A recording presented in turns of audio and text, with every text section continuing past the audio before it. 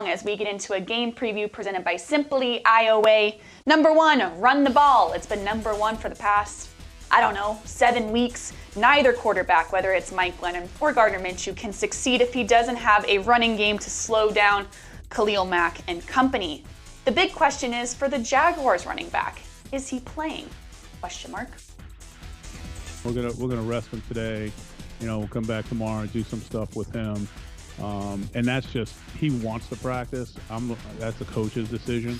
You know what I'm saying? That we're just keeping him back.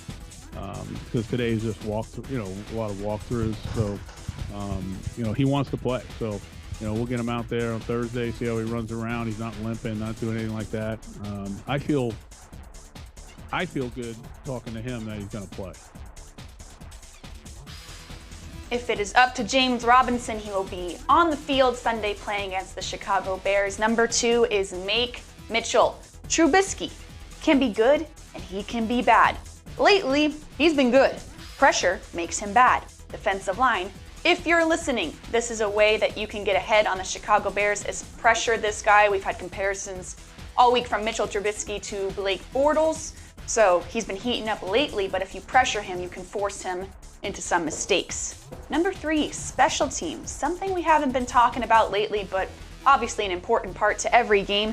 Neither the offense or the defense has been able to carry this team. We know that. Special teams gives them a chance. Against the Packers, we saw it. It could be the difference on Sunday.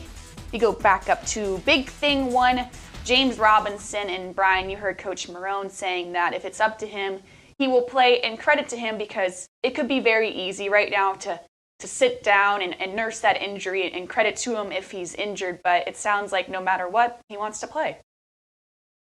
Well, there's a difference, as most people know, between hurt and injured. If you're hurting, generally football players want to try to play through that. I mean, pain is just part of playing pro football, especially in December, especially when you've lost 13 in a row. But if you're injured, you might. This is where not having a general manager looking out for the long term. Although I'm not trying to insinuate that Doug isn't, but looking out for the long term and saying, this guy's our guy. He showed us this year that we've got something here. Let's, if the ankle's even a real issue, let's not play this guy. We'll see. If he's just hurt, I would imagine he plays. If there's any injury there, I would imagine he doesn't. Yes, John, you see both sides of that, and I looked back the other day. I was looking at the roster for some reason. I looked at the injured reserve list, and it is guys that we haven't seen in so long that honestly I kind of have forgotten about because we haven't talked about them in so long. Someone like a CJ Henderson or Josh Allen we haven't seen in weeks. It's crazy to look at this list, but those are guys like Brian said when you mentioned a general manager. Obviously they're safe. Obviously they're going to stay here. So you wonder if James Robinson, is it worth the risk almost? Yeah, I mean, it'll also be up to him because everything that makes him this guy that you love, if you love football, you love James Robinson because he plays hard, he does things the right way, wants to be out there. The game clearly, I haven't had a chance to get to know him, but you can sort of tell by what people say, the game means everything to him. So he's going to want to be out there.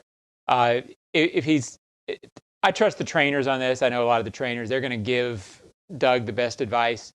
If he's not hurt, he'll play. I think Doug, you've kind of seen the last couple of weeks, they've lessened his workload a little bit. He's been beat up.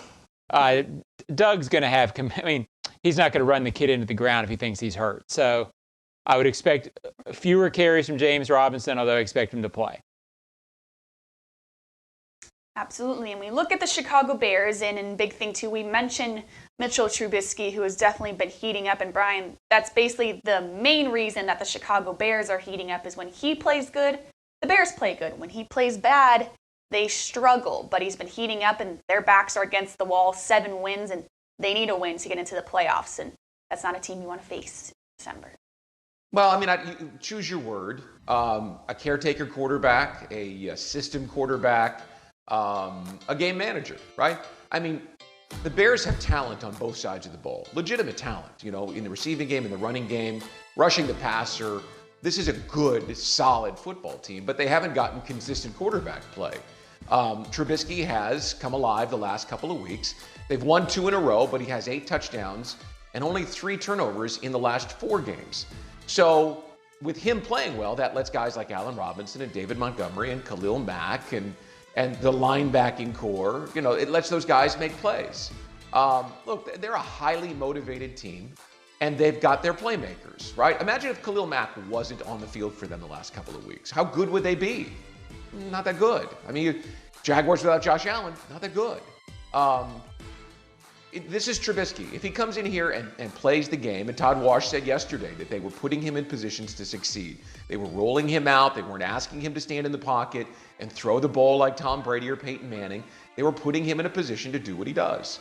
And I expect that he'll play smart football because he knows that his chance to get another bite of the apple, so to speak, somewhere next year, if not in Chicago, rests on what he does with this opportunity. Yes, a ton on the line for that Chicago Bears team. And John, I'll leave it up to you. How do you see this going on Sunday?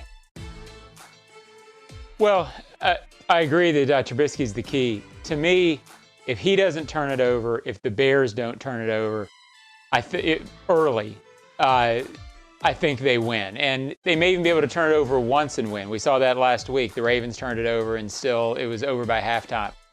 I think the Bears will look at the Jaguars and say, you haven't stopped the Titans. You haven't stopped the Ravens running the ball. You didn't stop Dalvin Cook in overtime. You didn't stay, you can go back a month now. Running the ball against the Jaguars when teams have committed to it has worked. It's been their Achilles heel, the Jaguars. So the Bears, 3 of the last 4 games, their running back, and I'm drawing a blank, David Montgomery, has run for 100 yards. The Bears love to throw, but I think in this game, their coaching staff looks at it and says, well, we're going to run until you stop us, and your offense is not good enough to get away from us while we're trying to do that. So that's the formula if the Bears stick to it. And if they stick to it, they'll win the game. It's as simple as that. Chicago Bears, Jacksonville Jaguars this Sunday in Jacksonville.